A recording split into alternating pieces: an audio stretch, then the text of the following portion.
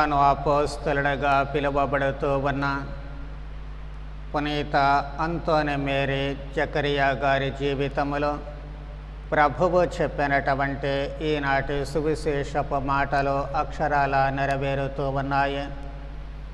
చిన్న బిడ్డల వలె పరలోక రాజ్యాన్ని అంగీకరించాలి అంటే చిన్న బిడ్డల మనస్తత్వము కావాలి.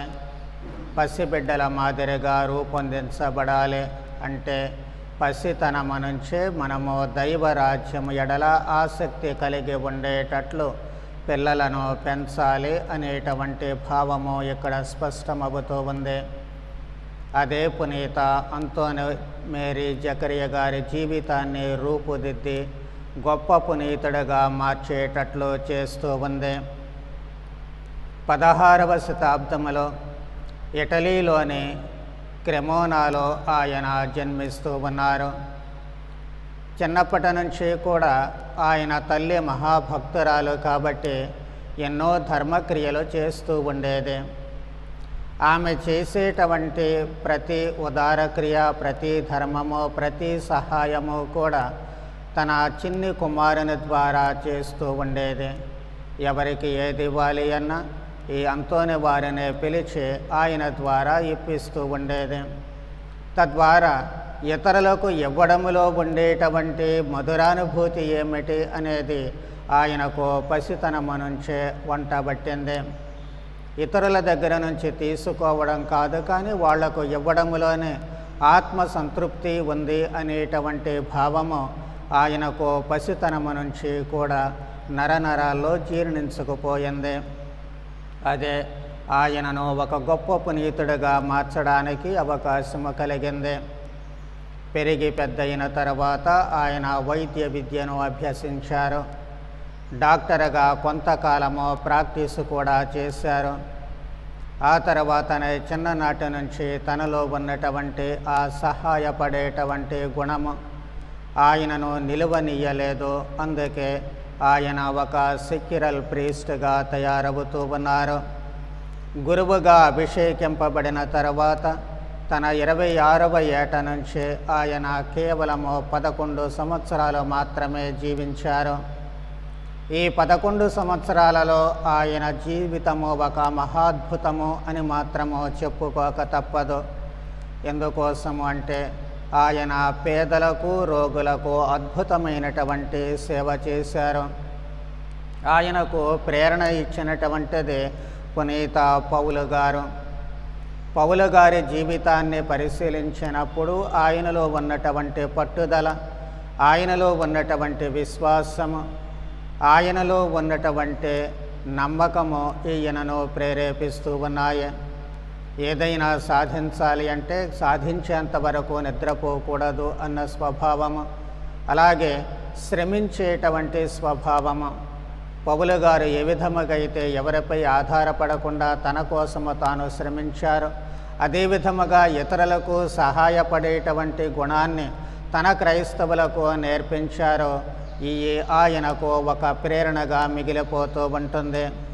ఈ ప్రేరణతోటే నాడు ఉత్తర ఇటలీలో యుద్ధాలు సంభవించినప్పుడు, ఆ యుద్ధాల ఫలితంగా కరువు కాటకాలు ఏర్పడినప్పుడు, వాటి ఫలితంగా అనేకమైనటువంటి అంటువ్యాధులు వచ్చినప్పుడు అలుపెరగని సైనికుడిలా ఆయన పనిచేస్తూ ఉన్నారు. అమూల్యమైనటువంటి సేవలు ఆ వ్యాధిగ్రస్తులకు అందిస్తూ ఉన్నారు, నిరాశ్రయులకు అందిస్తూ ఉన్నారు. 1530వ సంవత్సరంలో మిలానులో ఆయన కాంగ్రిగేషన్ ఆఫ్ ద రెగ్యులర్ క్లెరిక్స్ అనేటువంటి ఒక సభను స్థాపించారు. అది పౌలు గారి ప్రేరణతో. అందుకే ఆయన దానికి మళ్ళీ congregation of regular clerics of Saint Paul అనేటువంటి పేరును పెడుతూ ఉన్నారు.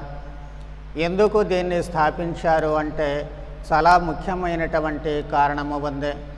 ఈ రోజుల్లో మాదిరిగానే ఆ రోజుల్లో కూడా దైవ ప్రేమ, దైవార్చన ఎడల ఆసక్తి బాగా తగ్గిపోయింది క్రైస్తవులలో.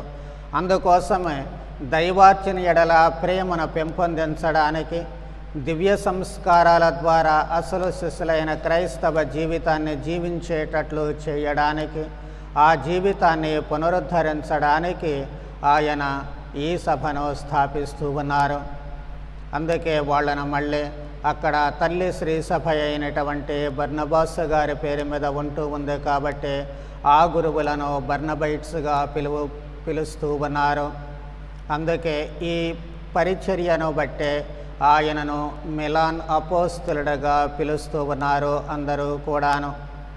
ఈయన ఎంతోమందిని దివ్య సంస్కార స్వీకరణకు తిరిగి రప్పిస్తూ ఉన్నారు.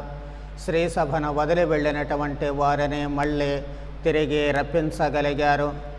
ఆయన పురవీధులలో తిరుగుతూ ఒక చేతిలో సిలువ పట్టుకున్నారు. ఆ సిలువ పట్టుకొని పశ్చాత్తాపాన్ని గురించి ఆయన ప్రబోధిస్తూ ఉన్నారు. పశ్చాత్తాపం యొక్క ఆవశ్యకత ఏమిటి, దాని ప్రాముఖ్యత ఏమిటి, మరి మనం చేసినటువంటి పాపాలకు ఏ విధముగా పరిహారం చెయ్యాలి అని ఆయన వీధి వీధి తిరుగుతూ ఒక చేతిలో సిలువ పట్టుకుని అందరినీ బోధించేవాళ్ళు. తద్వారా అనేక మంది మారు మనస్సు పొంది తిరిగి శ్రీ సభలోనికి రావడం జరుగుతూ ఉంటుంది. అందుకే ఇందాక అనుకున్నట్లు ఆయనను మిలాన్ అపోస్తలుడుగా పిలుస్తూ ఉన్నారు. ఆ తర్వాత ఆయన ఒక మఠకన్యల సభను కూడా స్థాపిస్తూ ఉన్నారు. ది ఏంజలికల్స్ ఆఫ్ సెయింట్ పాల్ అనేటువంటి సభను స్థాపించారు. దీని ద్వారా ఆయన సాధించింది ఏమిటి అంటే తిరిగి మళ్ళీ ప్రజలలో నైతిక విలువలు పెంపొందించగలుగుతూ ఉన్నారు. వారిని ఆసరాగా చేసుకొని మళ్ళీ మానవ జీవితంలో ఏ విధముగా ప్రతి మనిషి కూడాను బాధ్యతాయుతంగా జీవించాలి, వ్యక్తిగతంగా నైతిక విలువలు, సాంఘికంగా నైతిక విలువలు ఎలా పెంపొందించుకోవాలో వారికి తెలియచేయడానికి వారి తోడ్పాటుతో చేస్తూ ఉన్నారు. చివరకు 1539వ సంవత్సరంలో ఆయన జమునాలో మరణిస్తూ ఉన్నారు. ఆ తర్వాత 27 సంవత్సరాలు గడిచిన తర్వాత ఎవరికి ఏ ప్రేరణ కలిగిందో కానీ ఆయన సమాధిని తెరిచి చూస్తూ ఉన్నారు. అద్భుతంగా ఆ శరీరము కృళ్ళిపోకుండా చెక్కు చెదరకుండా అలాగే మిగిలినటువంటిది. మనకు భారతదేశంలో తెలిసిందే ఫ్రాన్సిస్ జేవియర్ గారి శరీరము. కానీ ఇంకా ఎంతోమంది పునీతులు వారి పుణ్యక్రియల ద్వారా ఎలా శరీరము నాశనము కాకుండా మట్టిలో కలిసిపోకుండా చెక్కు చెదరకుండా భద్రంగా ఉంటూ ఉంది. అలాంటి పునీతులలో ఈ అంతోని మేరీ జకరియా గారు ఒకరు. ఈ రోజున మనము ఈ గొప్ప పునీతిని స్మరించేటువంటి నేపథ్యంలో మన జీవితాలలోకి ఒకసారి తొంగి చూసుకొని సువిశేషములో ప్రభువు చెప్పినట్లుగా చివరి వరకు పసిబిడ్డల మనస్తత్వముతో జీవించడము ఒకటి. పెద్దవాళ్ళమైనటువంటి మనము ఇప్పటి నుంచి చిన్న తరాల వారికి వాళ్ళు పసిబిడ్డల మనస్తత్వములోనే పసితనము నుంచి ఉదారతతో జీవించేటట్లు నేర్పడము రెండవది. అలాగే మనిషి జీవితంలో నైతిక విలువలకు ప్రాముఖ్యతనిస్తూ దివ్య సంస్కారాలు, దేవుని యొక్క ఆరాధనల ఎడల, దైవార్చన ఎడల భక్తి ప్రేమలను పెంపొందించుకుంటూ ఉత్తమమైనటువంటి జీవితాన్ని జీవించడానికి అవసరమైనటువంటి వరానుగ్రహాలు ఈ పునీతుని ద్వారా మనకు అనుగ్రహించమని భక్తితో ప్రార్థన చేద్దాం. పితా పుత్ర పవిత్రాత్మ నామమున.